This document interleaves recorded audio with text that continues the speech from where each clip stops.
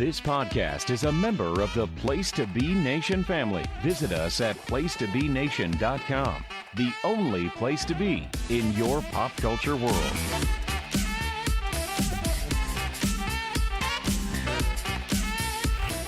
Welcome back to the NBA Team Podcast. I am Andrew Riche. I am joined by Adam Murray. Adam, we're going to keep it clean, right?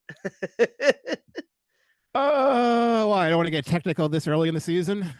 No, yeah, we have to we have to clean up the language. We have to get to our casual viewers, just like the NBA is. You know, they're trying to be more. They're being more analytical. They're taking their game more seriously. Haven't you read the news? It's okay. I'll clip off one little. I mean, for highlight people, or two. For people to have respect for our game, we have to talk about it in a more analytical sense, so that people realize it's not just the same 5 topics over and over again about who's the GOAT and who's to blame and who's getting traded and why is Kevin Durant mad on Twitter like ESPN usually does. You know what's funny about that? Wait, I want to tell you this. The YouTube TV thing. Everybody, I don't know if everybody's in the know of it because it depends, I guess, on your TV provider. But Disney and YouTube TV are a big standstill. Oh, yes. And it's fine. And it happens all the time. People are acting like, oh, YouTube TV, they always do this to us. Like Fox did this. It's like, no, every cable provider goes through this. When I was with Dish, it went through it all the time. You know, man, I didn't have ESPN for 2 days. I didn't really miss it at all. Now, to be fair, Game 7 of the World Series happened. Great game. LA won. By the way, the guy who owns that team, the Dodgers that spent all the money, he owns the Lakers now. They just approved the sale of the Lakers. So that's very foreboding if you don't like the Lakers. Oh, I was gonna say ESPN would say, well, what does LeBron think about this? We need right. on everything. It was a great game. Let me ask you this. I think this is an easy question. Who do you think will get back to the finals first, LA or Toronto, in the NBA? In the NBA, obviously yes. LA, because I have your question was nice and vague, so I can just double dip and I have 2 teams as opposed to Toronto. Now, Toronto, unfortunately, we're still at the point of the overreactions, I think, but looking at this team, all their mojo they had with the bench players and the undrafted free agents and the two-ways overachieving, they're all just getting DNPs now in like 6-minute garbage times. And it's funny, like if I had to, like one team had to like go on some sort of super trade, like they got to move RJ Barrett. And if there was a way they could get Sabonis and put Sabonis instead of Pirtle, that team would be crazy. Ingram has fit nicely. And I'm not saying that Ingram is like the perfect fit. He just knows how to get his points. He's clearly motivated. You know, he's averaging well over 20 a game.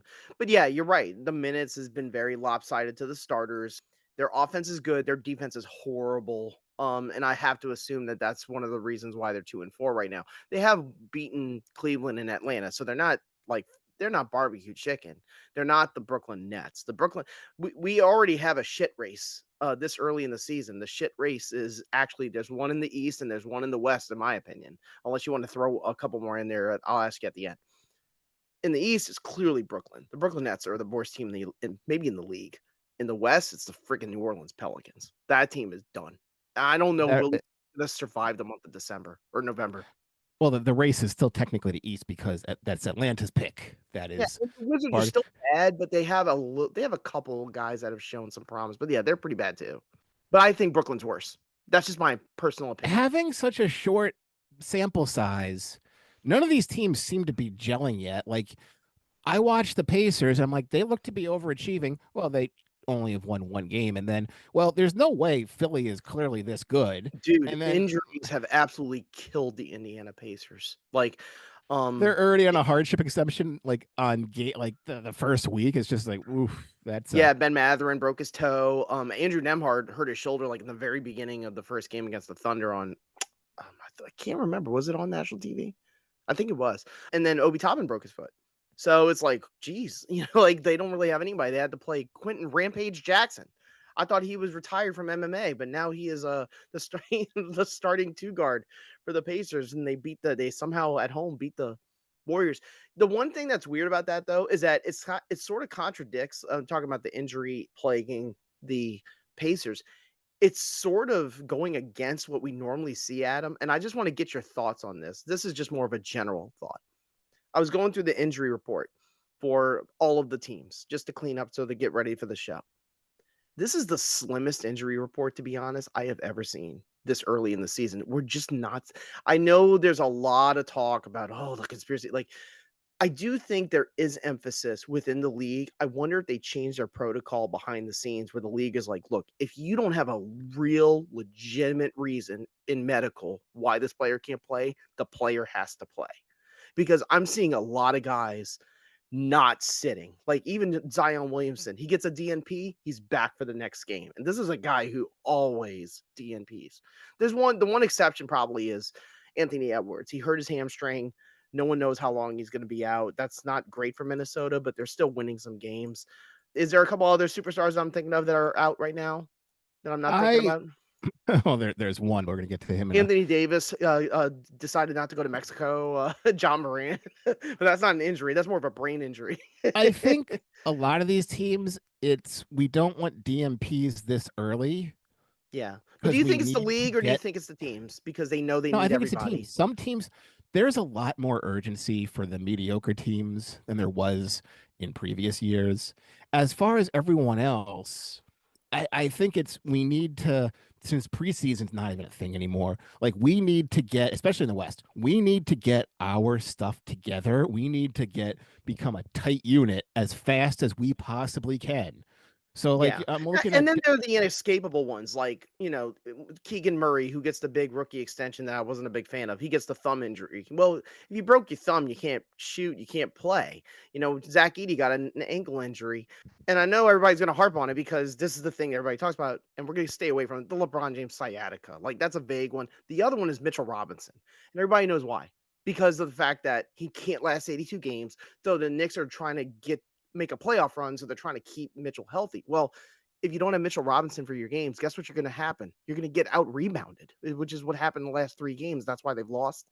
Yeah, and also with your DNPs, with these all NBAs and the contracts and whatnot, look at Jalen Williams for Oklahoma City. He's pretty much screwed. He's not going to get the rookie supermax. He's not eligible now because so I think agree with players now are like, I don't want to take these early games off if I don't have to, knowing I don't have many to like. LeBron's going to be out. Jalen Williams is going to be out, and it's tough for them because, like you said, he's no more supermax for him. So, and I don't want to make it a local thing, but because the Pelicans are terrible, but Zion's a great prism of this. I watch him, and I just know his mo. His mo is I take time when I can. He's not. He did do one DNP, but it was because I believe it was a back-to-back. But other than that, he's playing, he's slimmed down because obviously he has a lot of incentives in his contract. But I do think, Adam, you have a point. There's a lot of guys that are just pushing early in the year because they want to get their shots in, they want to get their minutes, and they want to get ahead of it before other people do. One perfect example of that, and we can transition to them because they're, in my opinion, the surprise of the league, is the Chicago Bulls, who have not lost a game. And I think the main reasons are their backcourt depth has really meshed well between Ayo Dosunmu, Josh Giddey, who's having a career year, Trey Jones, and there's another guard sometimes that they slip in there. Sometimes Okoro will play the 2. And then this has freed up Nick Vucevic to actually play probably the best basketball he's played since he's been a Bull. It's interesting, though, because this is all happening while Kobe White's out with a calf injury and he's in a contract year. So you start to wonder, maybe these guards that are in Chicago, they got ahead of it because they knew Kobe was out. And they were like, we're going to get our minutes and our shots. That's what you said last week about when I was shocked about you picking Dosunmu for your 6th man of the year. I think it's still an outside shot for Dosunmu because the other thing too is that Bazella starts, but there's another guy, Kevin Werder, who also can play guard, and he gets almost as many minutes off the bench as Dosunmu. So it's an outside shot, but Dosunmu's played great, and it's going to be tough for Kobe White to get minutes when he comes back. I'm being very real. There'll be minutes for him. They'll play small But does sometimes. he fit with the defense first philosophy they've subscribed to a 5-0 run? That's the thing. We also would say this about Orlando being 5-0 and 7-3, and then all of a Yeah. sudden, well, look, they're 8-20 all of a sudden. So I wouldn't take too much stock into this, or like you mentioned, Toronto's slow start, or how about Orlando's slow start? That was kind Yeah. of Orlando has just played poorly. The other surprise has been, and I would say a good surprise. The Philly offense has been fantastic. Their backcourt is just killing people. And I know you said, man, Quentin Grimes is in a tough situation. I think he's embraced it. And he just knows that Max is going to get the most minutes on the team. BJ Edgecombe is a de facto starter out of the gate. He was a great pick at the draft, and I can be the third guard, and I can make defensive plays and hit threes every now and then. And also Joel Embiid has what's the word? he's Deferred? played. Yeah, but he's deferred, right? Is that a Well, fair way to say it? I'm not going to go run up and down the court because I can't do that anymore. He Like took a that's last shot just in that game on Amazon against the Celtics. They missed. It was a three. It was a long three, but he is I playing the don't. games. What kind of play? You're down one, so you shoot a super long three at the It was a end. dumb Like shot, yes. that was the best thing you can draw up, being down one. Mhm. I get it. If you're two, we'll play to win. But what are you? What are you? Can you get lower percentage than that? That doesn't make. But it's early. We'll have the But mistakes. they're the pleasant Celtics are. surprise. The Orlando offense not being that improved is an unpleasant. So I thought they'd be better than that. Like I think they've struggled to fit Bane in. They're starting to win games, but to be truthful, the two teams that they beat were Charlotte and Washington, who are both probably bad. The Charlotte offense is much better than they were in the past, but they're still pretty bad. Charlotte's exciting to watch. They always are. But Their you offense is you great, you gotta wait till LaMelo. He'll be injured by mid-December And then the anyways. biggest So surprise player we had mentioned too on the last episode. One was Kaishan George, who might be at this point best potential player. I'm trying to remember the other one who I said really came out of no. I said Sam Merrill, who's just lighting it up from three for Cleveland. Now we have another one, Ryan Rollins for the Milwaukee Bucks as the backup point guard. He's basically become the starting point guard now. you said he was a good addition. You were shocked that they took so long to kind of re-sign him. You're like, are they going to even do it? And we had Well, mentioned that in our there was a expansion draft. Like, what was their story that plan for came him? out. There was a story that came out that he got in legal trouble in Washington. He had stolen from a department store and got arrested. And that was one of the reasons why the Wizards just suddenly cut him like that. Before that, I believe he was drafted by the Warriors.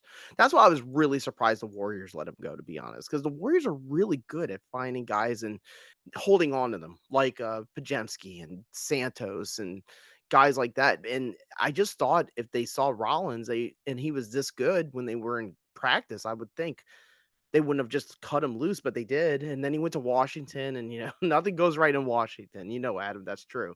He goes to Milwaukee, and he's playing fantastic. Like he's one of the better steals guys. He's I don't know if he's averaging 18 points a game or 15 points a game, but it's by far his career high. And the team's playing well. I would say that too. Their offense is much better, and Giannis looks comfortable.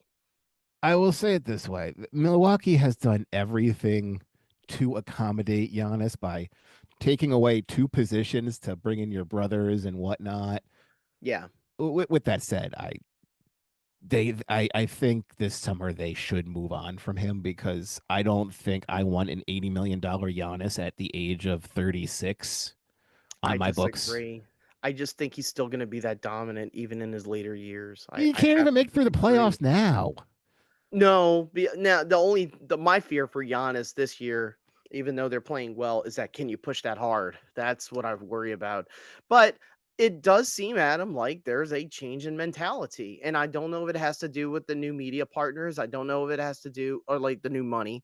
I don't know if it has to do with the league sort of cracking down on certain things. The only news that we got really about the gambling investigation from the league side is that they sent an internal memo basically saying, if you know anyone doing this, you need to stop it now. It was almost like similar to like the Vince McMahon thing when the Zahorian got caught. It was like, okay, whoever is on steroids, please stop taking steroids. And so I don't want to make it a wide ranging thing. I know you're not a fan of these conspiracy theories, but Oh, this is what you've been all year. So keep going. You have been Okay, all okay. I all wonder if about just it. a lot of people. I just wonder if a lot of players on the side are betting their own unders, and they're just. And now it's at a point. It's like, okay, the feds are watching. We can't do this, so So we have that's to why they're play. all playing, and that's why they're Yeah. all. Look, I'm just throwing it out there for you so that you can swat it like a mosquito. If you want to swat it, let the mosquito die. But just tell me, do you think there's anything to that?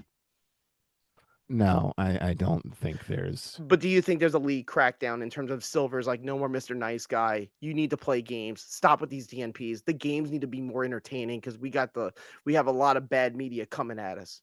No, Okay. I want to say again, it's too early. So everyone, those who are already The injured, games got have been injured entertaining, preseason.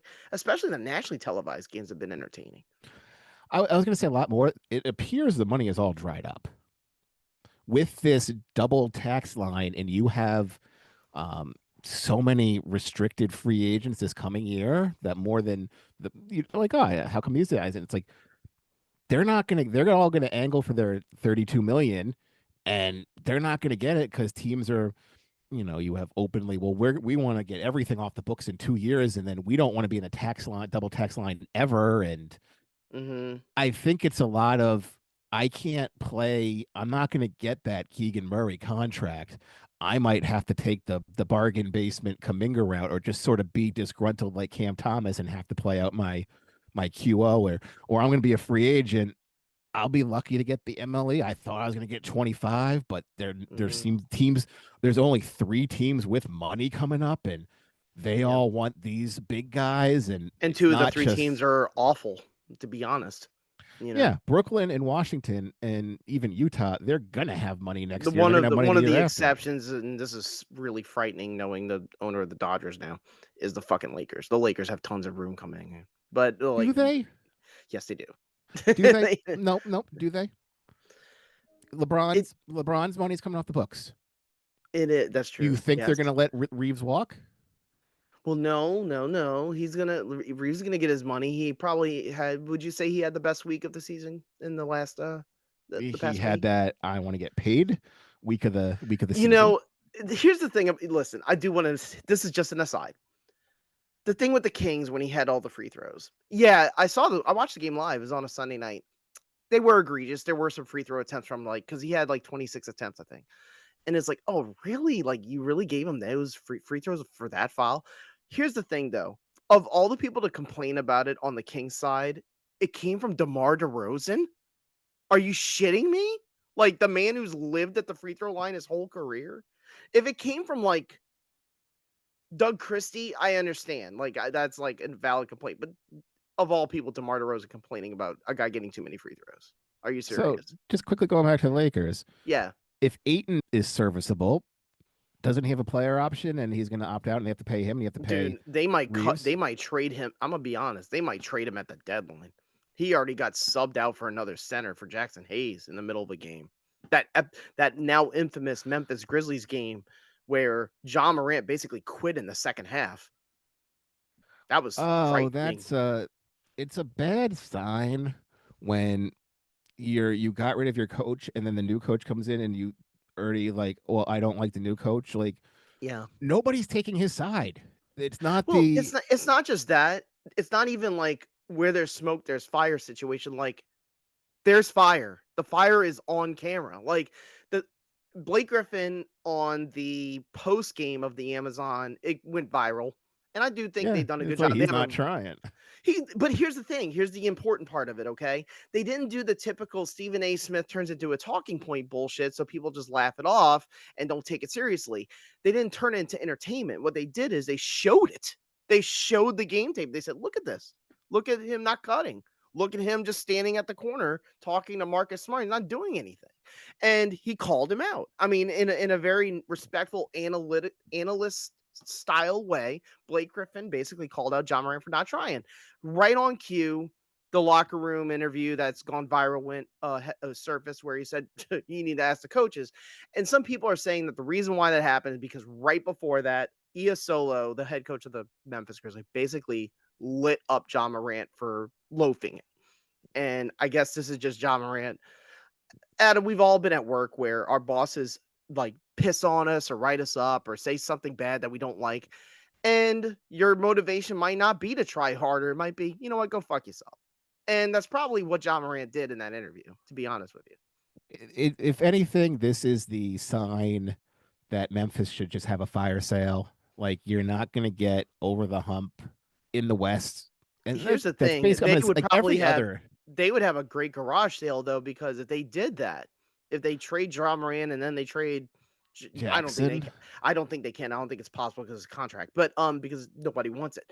But Ja Morant, yes, I can see that happening. I can see a couple other players getting moved, but they have so many assets because they draft so well that I think they can rebuild really fast. I'm just being Yeah. honest. So it might be in their best, in their Interest. best interest to be like, Yeah. you know what, Ja's not working for us. He needs a change of scenery. Do you think Somebody he'll be will pay traded for that. before the deadline? I would hope so. I can't. It's way too early to be this malcontent, especially having a history of issues as he does. And he got suspended. He got a 1-game timeout. And Yeah, the he funny got the part, Jimmy Butler, and he's going here's to the come funny back part. and The game he got the suspension for was when they went to Canada. I told you we talked about this on the previews when we talked about Toronto. One of the reasons why they always do better than people expect is because nobody likes to go to Toronto. No one wants to go to Canada to play a road game. So like they no team that the Raptors host is at full strength. And we're just seeing it again. But maybe that was just a coincidence. But yeah, the Grizzlies suspending Ja Morant, that is a clear sign where the Memphis Grizzlies they're not bending over for Ja, they're not bending over for his dad anymore. They're not making excuses for his IG stuff that he used to do. Now they're just like, you need to get with the program, and if you don't want to, we can get rid of you. yeah. I don't know how he'll respond to that. My based on the history, he's going to respond poorly. He'll Well, probably I do can another see gun teams celebration to make it about waiting himself. to hop on that. There's a lot of bad teams who can use him to be like, you know what, maybe he is that missing spark.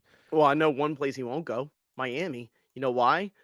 They run a no screen offense now because they hired one of the assistants from Memphis that of the offense that Ja Morant hated. Well, So Miami's new offense is completely, I it's don't want to super say it's super fast. it's I'll say that. super un-Miami. I was gonna say it's not what they've been known for. It's not what they've done. It's completely, I want to say, perplexing considering their. Well, you know what? Eric Spoelstra, here's another conspiracy theory. Eric Spoelstra just became the head coach of USA Basketball. Steve Kerr's not going to come out. Maybe he's just opening up his offensive ideas. Just a thought.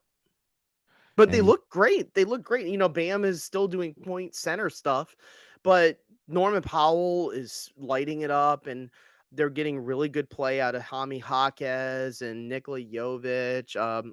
Even Simone Fontecchio, who was like in the witness protection program in Detroit and Utah, like he's actually playing and shooting threes. so, all right, considering the Heat's been a pleasant surprise, has there been anyone else who you've been pleasantly surprised about? I already mentioned Milwaukee and Philadelphia. Um, in terms of pleasant surprise, the Houston offense is really good. So I know people were kind of poo-pooing on it because they lost their first 2 games, but I wonder if this super duper big lineup is actually working. It is super duper big, but I don't know if it could last. I agree with that, but Amen is a freak. He can play all the games. Durant can't play all the game. We know this. Durant's gonna play 60 games. He's gonna miss 22. He always does. And he's fine with it. He's Jabari Smith is still getting a lot of his minutes. Şengün is young and ready, so he's sort of up for the challenge. And the Laker offense, I think I've just come to the conclusion with JJ Redick. Now that I've seen a year plus of him coaching, he's a really good offensive coach, but he can't coach defense. I think as long as he's there, and they have Luka at the helm, or any like and a star guard at the helm, they're just going to be destined to be a team that is really good on offense, but they can't get stops down the stretch. But Luka looks phenomenal. I think Luka's probably, if I had to say who might be MVP right now, we just had to do a straw poll. I think it'd probably be Luka Doncic. it wouldn't be Wemby. That's a good one. I'll let you talk about the Spurs. I don't need to talk about the Spurs. It's everybody's already They're playing anointed great. him.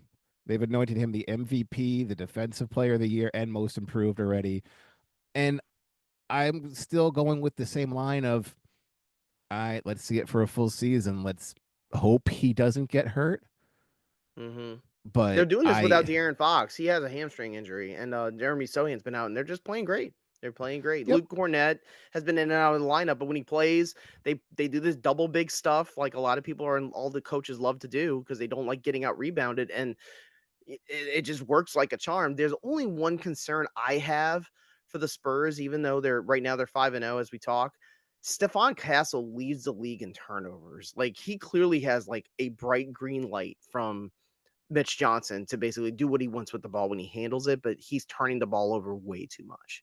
So there is a learning curve there. We've never seen Victor in the playoffs. There are certain things that there are certain hurdles that have to be crossed, and we're not there yet. But at the start, they look fantastic. I think they lead the league in net rating. Their defense looks great.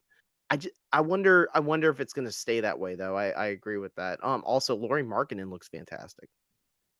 Two pleasant surprises. I will agree with Lauri Markkanen, Yeah.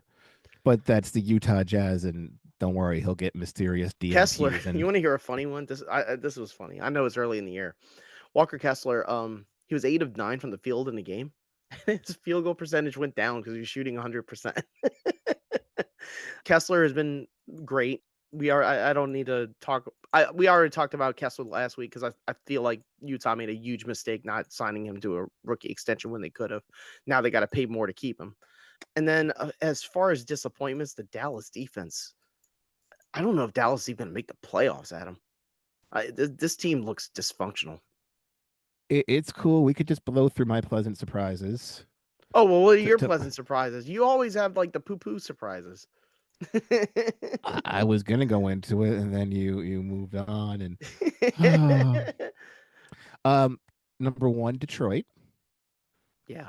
There was always the possibility of taking a step back and then losing Beasley and sort of replacing him with Duncan Robinson and Karis LeVert. I know the main reason why that's happening. Blocks. They are physical. They lead the league in blocks. And number two, Portland, Denny Avdija. Just sort of monstering through everything, and you're without Scoot Henderson with a hamstring, and they're all sort of Shaden Sharp's taking that leap where we expected, and Drew Holiday seemed to like he's found his role again as facilitator, and they're a great steals team. Their defense is improving, like you said. That was probably one of the best performances I saw in this young season so far. It was on a Friday night. They were playing the Nuggets. The Nuggets are awesome. Jokic is Jokic, but also Jamal Murray is shooting well. Aaron Gordon shooting. They're playing well. And they were up the whole game by about 10. And then in the fourth quarter, Portland at home turned it on. And that was the first time I've ever seen Portland really show how good they can be when they play great, when they play well. And they beat a good team. They beat a good team fair and square. So, yes, I'm hopeful that they can hang that way with Tiago Splitter coaching them now that Chauncey Billups is probably out of the we probably won't see him coach it again for yes, Dallas's defense, but again, like we said last episode, you have Cooper Flag playing point guard, and there's no. It's they've hard had injuries to all of their bigs, like Washington, all their bigs Gafford, Lively. They've all had injuries. They're completely out, and with Kyrie out, all they had to do is just sort of tread above water. And when you're moving the wholesale pieces like that, and with injuries, it's really hard to get a stable footing. Also, it's sort of just kicking a dead horse, or low hanging fruit. You could take your pick. Washington is bad. What are they doing, like not playing their rookies, and what are they doing not? Will Riley just get straight up garbage time? Cam Whitmore is like 17 minutes. You know what's funny about Cam Whitmore? Like he's a highlight guy. I'll see a highlight of the Wizards game, and Cam Whitmore will make one spectacular play. He's clearly very talented. You mentioned Kaishan George wanting to be the guy. Trey Johnson's averaging 15 a game easy as a rookie. He's going to be a talented player. He's averaging that, but he's not getting, like, the team has so many young people. what are you doing with your rotation? Mm-hmm. There, it doesn't seem to be like I don't know. Maybe I'm just displeased and think maybe we should be giving Whitmore. He could be better than that, but I saw a game with the Wizards where they actually wound up in crunch time. I'm trying to remember who it was that they were playing. I gotta look it up just for a second. It was actually what happened was down the stretch, like they had gotten close, and then it was the Sixers. They had a big lead. Alex Sarr was amazing. He had 31 points, 11 rebounds, and four steals and blocks. And Kaishan George played well too. The Sixers made a comeback with their guards and Oubre playing well. And who took all the shots down the stretch? CJ McCollum and Chris Middleton. And I know why, because they're the veterans and they want to take the shots because they think that they're more clutch than the kids. But they just like missed all the yeah, shots. they do That's what that. I'm trying to And say. we look at Brooklyn, we look at Utah, we look at Toronto, and it's They're like, playing you all know young what? guys, yeah. This coach is elevating this team. I don't see that with Brian Keefe. I'm like, this is a guy who's just Hanging in there. what are they doing? Yeah. And that's I said he might get fired this year. I said that. I didn't want to say because that's low hanging fruit picking on one of the worst teams saying they're completely like we know Brooklyn's going to be bad and we Igor Dremen hasn't taken a shot that's not a 3 yet. So I like how you call him Igor Dremen, like he's Frank Dreben's son or something like that. Is that one of our new ones, like Cousin Jamal and Zach Levine? Igor what Dremen? No, but yeah, like they start Ben Seraph, who's a rookie as well. If Danny Wolf was healthy, he'd be starting at 4-2. Like the Brooklyn Nets are a farce. They are bad. They are real. They are openly like come blow us out bad. I'm being honest. I would say they're the only team openly tanking in the league right now. I don't think the Pelicans are tanking. I think they just suck. Their offense is terrible. I don't know what they Jordan Hawkins was supposed to be A he's bust. untouchable. We can He's a get him and all of bust. a sudden now he's completely I love out. Jeremiah Fears. He's going to be a player. Derek Queen still, it's going to be a while, but the problem is, and I don't even have to say the alarm bells are ringing. They are blaring about the fact that they do not have their own draft pick and the Hawks are going to get it. And that sucks because that means that the Pelicans have nothing to hang their hat on for the draft. Like you're not tanking for It's anything. irrational confidence they did it. And Yep. Derek Queen. People like who is their? They don't have their first round pick. No, they do. It's Derek Queen. Derek Queen was their 2026 first round draft pick. They just got him a year early, and yeah, he's looked and okay. he's Yeah, coming off injury, so he lost most of the but preseason. Fears is clearly a player, but it's just a really bad team. Jordan Poole already hates his coach. He stares him down every time he hits a three. It's because he won't play. He won't take him off the bench. Classic New Orleans, nothing has gone right in this state in the last 2 weeks. It's just run of the mill, you know. Uh Maybe the governor should try to step in and fire Willie Green instead of Brian Kelly. I'm not gonna get into that. Anything else you have before we Just one general thought, and I'm just wondering if you think this will stay this way about the scoring being up, and it's not shocking early in the year, but I looked at the stats and I was trying to figure out league average wise. Okay, where's the source? Like, where's this coming from? All the numbers are pretty much the same except for one that's really shot up, and it's been brought up nationally. Free throw attempts are way up. Do you think that's going to stay that way? No, it'll go down because it's all sloppy play in the first week. I understand it, but they do see. I do notice that the rich are getting richer. Stars are getting more and more free throw attempts, and and the referees are not apologizing for it. They're not like, oh, okay, we're not going to give you any free throw attempts the next. Like, no, like all the stars are eating at the free throw line. Yeah, and that will eventually slow down. And again, we're in overreaction time, and that we're not going to have the league will not have 26 free throws I don't by know, man. by. Adam Silver's about to go to Congress, so I don't know if he's worried necessarily. And also, he already has his money bag from the TV contracts. I don't think he really cares about the quality of play at this point. I think he's just like, you know what, y'all do what you got to do. Like I don't know, like, the Congress thing is just a complete It's a stupid farce. showboat thing. Yeah, Yeah, I it's a mean they all waste do of that. Like time. And they always like the parade. That's the funniest thing. Like the actual important things, like I don't want to make this political. Like there's things that are actually important that we never ever address. But we have to talk about the one thing everybody is talking about. We have to have a congressional meeting. It's like, whatever. Whatever. But yeah, Anywho, again, basketball is back. We are seeing, as you had mentioned at the beginning of the episode, high scoring. Yeah. high scoring. Players are playing, with the exception of NBC Memphis. doing a great job. They're going to show us the same Michael Jordan interview with Mike Tirico all year long. It's fantastic. I don't want to. Michael Jordan just. I don't want to say Can you it's believe sad. that Michael Jordan believes load management's a bad idea? It's just The hardest working legendary superstar of all time thinks that load management's a bad idea. it's just the old guys going. Everything was better in my days. Get off my lawn, and No, the only thing that was interesting, actually, in my opinion, was when they were talking to Carmelo Anthony and about it, and he kind of defended it, which was interesting because you're listening to a more modern superstar Hall of Fame player's take on, oh, why is it okay to preserve your body? And I'm starting to wonder if just a lot of these teams, either they're getting pressured by the league to play more people, or they're just noticing playing less games is not helping with keep preventing injuries anyway. So why don't we just play everybody? kind of. Yeah, Again, we have a the whole approaches are season. different, but at the end of the day, I actually enjoy the way the league has been.